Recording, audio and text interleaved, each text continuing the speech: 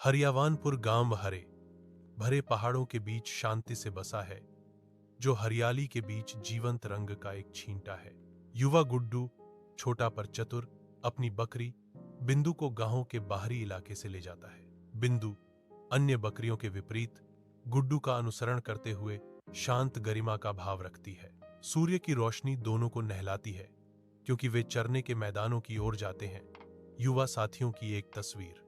लड़के और बकरी के बीच का बंधन स्पष्ट है, क्योंकि वे घुमावदार रास्तों पर चलते हैं। दूर गांव की आवाजें फीकी पड़ जाती हैं, जिसकी जगह घास की हल्की सरसराहट और बिंदु की मिमियाहट आ जाती है। गुड्डू और बिंदु घने हरे जंगल में गहराई तक जाते हैं। हवा नमी से भरी हुई है और अदृश्य जीवों की आवाजें हैं। बिंदु तुरंत गुड्डू का हाथ रोकती है, क्योंकि वह एक साधारण झाड़ी से घास उखाड़ने के लिए हाथ बढ़ाता है। बिंदु के बोलने की शक्ति का एहसास होने पर गुड्डू की आंखें अविश्वास से फैल जाती हैं, जो अब एक रहस्य उजागर हो गया है। बिंदु की आंखों में डर झिलमिलाता है, क्योंकि वह विनती करती है, अगर तुमने किसी को बताया तो लोग मुझे सर्कस में बेच देंगे।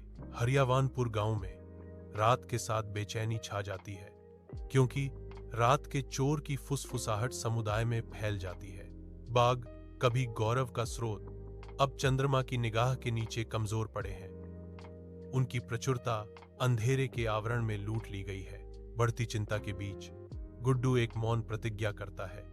सूर्यास्त के साथ उसका दृढ़ संकल्प मजबूत होता जाता है।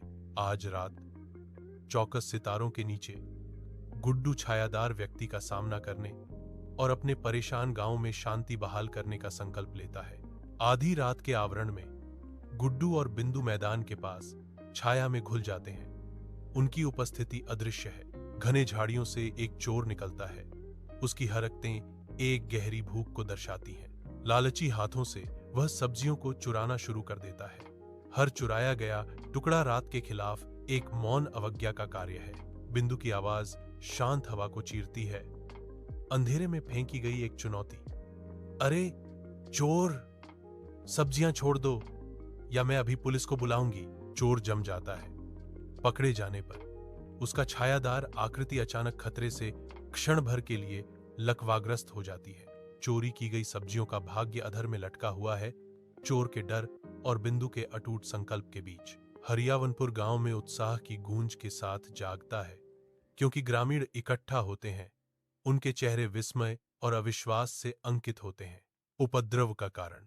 बात करने वाली बकरी बिंदु एक चोर को डराने वाले अप्रत्याशित नायक के रूप में खड़ी है। भीड़ घनी होती है। एक असाधारण प्राणी की ओर आकर्षित उत्सुक आंखों का समुद्र। सरपंच, एक सख्त सम्मान का प्रतीक, आगे बढ़ते हैं। उनकी आवाज फुसफुसाहटों को चीरती है। बिंदु को हमारे गांव की संरक्षक बकरी घोषित किया जाता है। वह घोषणा करता है। उसके शब्द मंत्रमुग्ध भीड़ में गूंजते हैं। हरियावानपुर गांव में बिंदु की उत्साहवर्धक मुस्कान गर्मी बिखेरती है, बच्चों को अपने डर को दूर करने के लिए प्रेरित करती है। बिंदु घुटने टेकती है। उसकी आंखें दृढ़ संकल्प और दयालुता से चमक रही हैं, क्योंकि वह साहस के शब्द बोलती है। अगर हर कोई एक दूसरे की मदद करता है तो कोई भी बुरा व्यक्ति नहीं जीत सकता, बिंदु दृढ़ता से कहती है। उसकी आवाज विश्वास से गूंज रही है। गुड्डू की हिचकिचाती मुस्कान एक चमकदार मुस्कान में खिल जाती है, जो बिंदु के आशावाद को दर्शाती है। हंसी हवा में नाचती है, क्योंकि गुड्डू और बिंदु एक आनंदमय क्षण साझा करते हैं। दोस्ती के बीज बोए जाते हैं। उनकी दोस्ती गहरी होती है। एक मजबूत गांव की पृष्ठभूमि के खिलाफ बनी दोस्ती का एक समझौता।